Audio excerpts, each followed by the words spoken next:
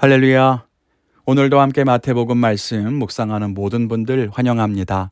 먼저 오늘의 본문을 읽겠습니다. 오늘 말씀은 마태복음 5장 8절입니다. 마음이 청결한 자는 복이 있나니 그들이 하나님을 볼 것임이요. 아멘. 이제 팔복 중에 6번째입니다. 오늘은 마음이 청결한 자에 대해서 복이 있다고 말씀하시네요. 마음이 청결하다는 것은 말 그대로 맑고 깨끗한 상태를 말합니다. 이것은 모든 종교에서 중요하게 생각하는 부분이죠. 물론 우리 기독교 신앙에서도 마찬가지입니다. 그것이 왜 복된 일일까? 함께 묵상하면서 은혜를 나누고자 합니다.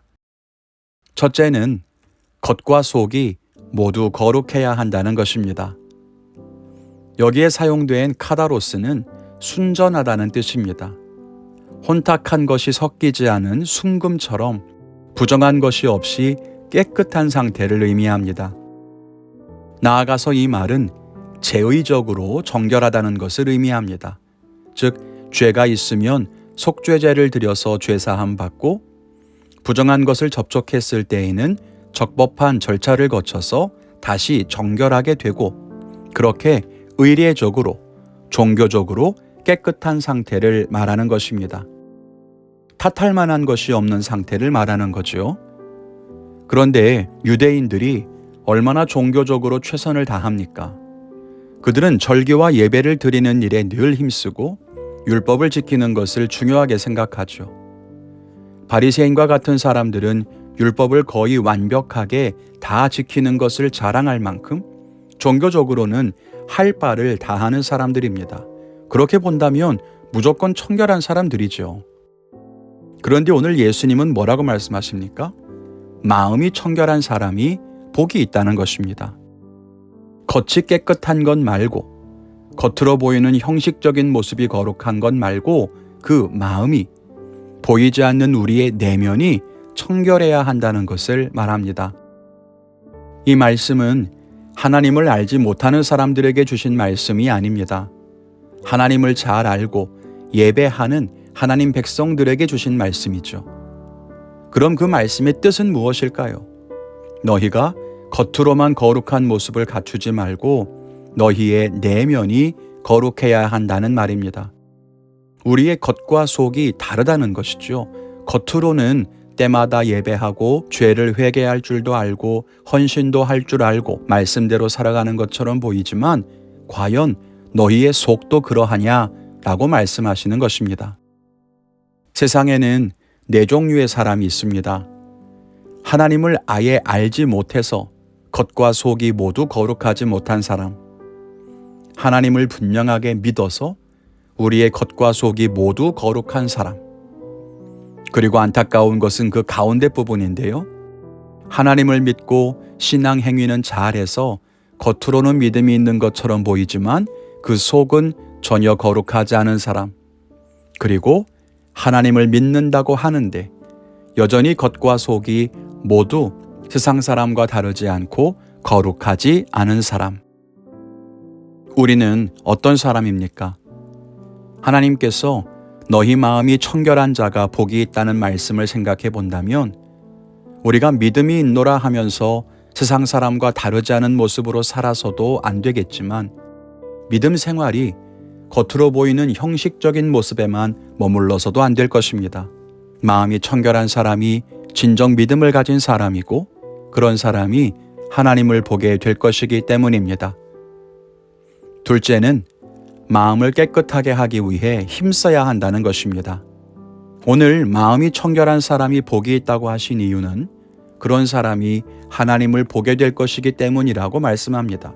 이런 비슷한 말씀이 시편에 기록되어 있는데요. 시편 18편에 보면 이렇게 말씀합니다. 자비로운 자에게는 주의 자비로우심을 나타내시며 완전한 자에게는 주의 완전함을 보이시며 깨끗한 자에게는 주의 깨끗함을 보이시며 깨끗한 자에게는 하나님의 깨끗하심을 보이신다는 이 말씀이 마음이 청결한 자가 하나님을 보게 될 것이라는 말씀과 비슷해 보이지 않습니까? 우리가 착하게 살아야만 하나님이 우리를 돌보신다, 그런 뜻은 아니겠지만 하나님께서는 우리의 행위를 모두 아시고 그 행위대로 갚으신다고 분명히 말씀하십니다. 우리의 마음에 선함이 가득하고 부정한 것이 없이 정결할 때 하나님의 선하심을 볼 수 있는 것입니다. 그렇다면 우리는 어떻게 마음을 정결하게 할 수 있을까요? 먼저는 성령이 내 안에 계신 것을 알고 날마다 그것을 고백해야 합니다. 그리고 성령이 나를 주관하시도록 맡겨드려야 합니다. 성령을 내 안에서 몰아내고 악한 것이 내 마음을 차지하지 않도록 끊임없이 성령이 우리 삶의 보좌에 앉으시도록 기도하고 고백해야 합니다. 또한 우리 자아를 날마다 포기해야 합니다. 내 생각, 내 감정, 내 욕망은 우리의 마음을 혼탁하고 부정하게 만듭니다. 끊임없이 자기와 싸우며 나는 십자가에서 죽었고 내 안에 그리스도께서 나를 대신하여 살아가신다는 것을 알아야 하는 거죠. 끝으로 거룩한 일에 힘써야 합니다. 지식을 얻고 싶으면 책을 읽고 공부를 해야 하고 육신의 건강을 지키려면 운동을 하고 식단을 조절해야 하는 것처럼 우리의 내면, 즉 우리의 마음을 정결하게 하기 위해서는 그에 합당한 일에 힘써야 합니다.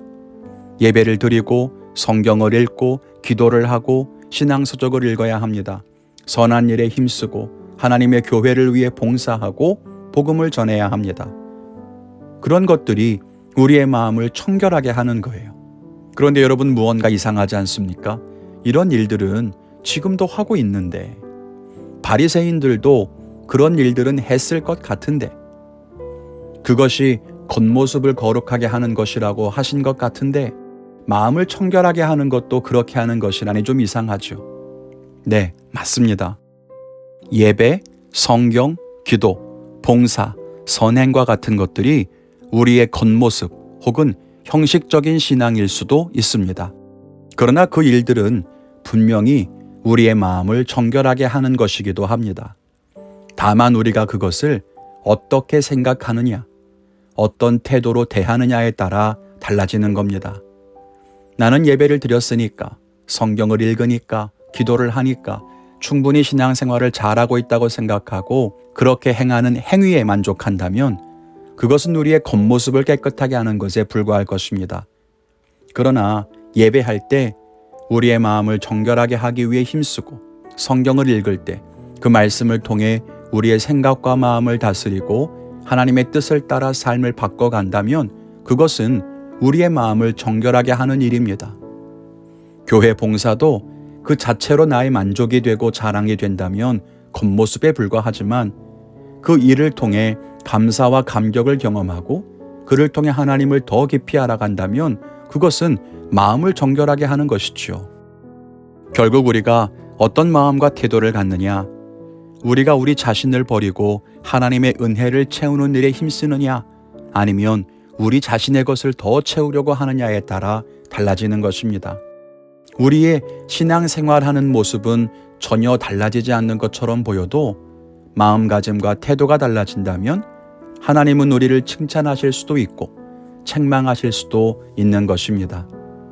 우리 성도님들이 마음을 정결하게 함으로써 하나님을 볼 수 있는 놀라운 복을 누리시기를 바랍니다. 오늘 여러분은 무엇을 깨닫고 어떤 은혜를 받으셨습니까? 우리의 신앙이 겉모습과 형식에 머물러 있어서는 안 됩니다. 아무리 우리가 많은 일을 하고 신앙생활에 바쁘다고 해도 우리의 마음이 청결하지 않으면 결국 우리의 믿음은 아무것도 아닌 것이 되고 맙니다. 우리의 신앙생활의 방향성이 우리의 내면을 향할 수 있도록 날마다 성령님과 동행하는 우리 성도님들이 되시기를 바랍니다. 오늘 저는 내 안에 여전히 남아있는 정결하지 않은 것들이 무엇이 있나 자신을 돌아보겠습니다. 내 욕심, 내 자존심이나 감정의 찌꺼기, 내 계획이나 판단 등 깨끗하지 않은 것들을 찾아서 하나씩 하나님께 기도하며 버리기 위해 힘쓰겠습니다. 여러분도 오늘 하루 믿음으로 결단하시고 하나님과 함께 동행하며 승리하시기를 주님의 이름으로 축원을 드립니다. 감사합니다.